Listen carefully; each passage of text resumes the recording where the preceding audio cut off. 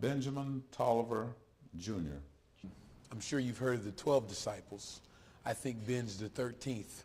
Here was a man who was able to focus his life, on one single thing, and that was to try to glorify God. I think he's one of the few people that is so Christ-driven that literally impacts an entire area, which he has done, most certainly done in this community. Before I met him, of course, I'd heard of him because his fame spreads throughout the Kanawha Valley. But I've always known him in the context of the church, in the context of doing ministry, and in the context of service to the community. And that's been probably 24, 25 years ago. And who is this man trying to interrogate me? I didn't have a full understanding until I watched him meet other people and do the same thing. And sometimes it takes Brother Ben 2 minutes to get to that person. Sometimes it takes his brother 20 minutes to get to this person. But Brother Ben will get to that person. Ben Tolliver is probably the quintessential storyteller. And he knows a lot about history. And so ability to tell stories and then sort of captivate you with the story to make his point is worth a price of admission. People are just special to me anyway, because I love people and young people. I see such a need.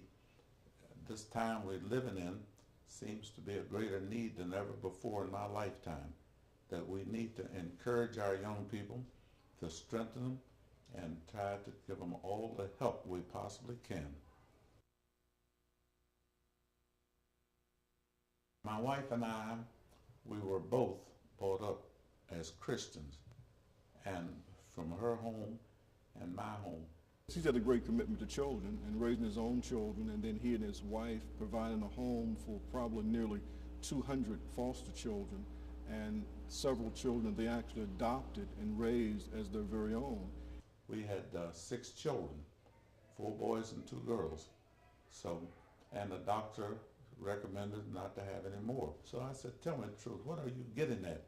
She said, well, now they're all the children in school, and what I would like to do, somewhere there's a little baby that needs somebody, and this is what I would like to do.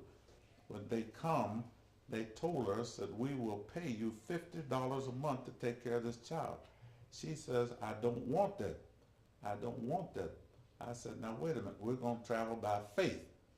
This is a true story. So they brought a little child there that was 3 days old. The child was 3 days old. Which was about 32 years ago.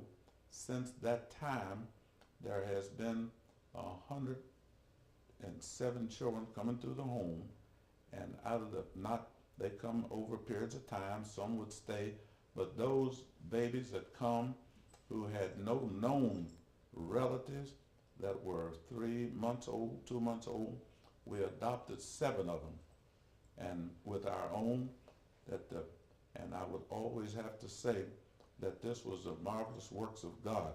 We put them through Christian school, and 2 of them through Christian college, and with the others, they all made their way.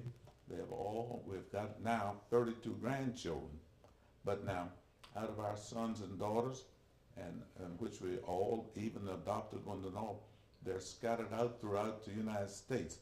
They have jobs of all descriptions. He's the only man that I know that has 2 washing machines and 2 dryers, but he always takes his clothes to the laundromat, because he takes his clothes to the same laundromat on the east end of Charleston where he's been going for years. It's right there on the major thoroughfare on Washington Street, and it gives him an opportunity just to meet and to talk to people, particularly young people.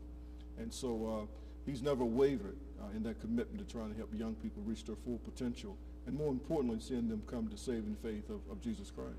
If I were to try to find the people in this community who have made similar impacts, I think I could get them all in a phone booth, and obviously Ben would be the only one to be in a phone booth.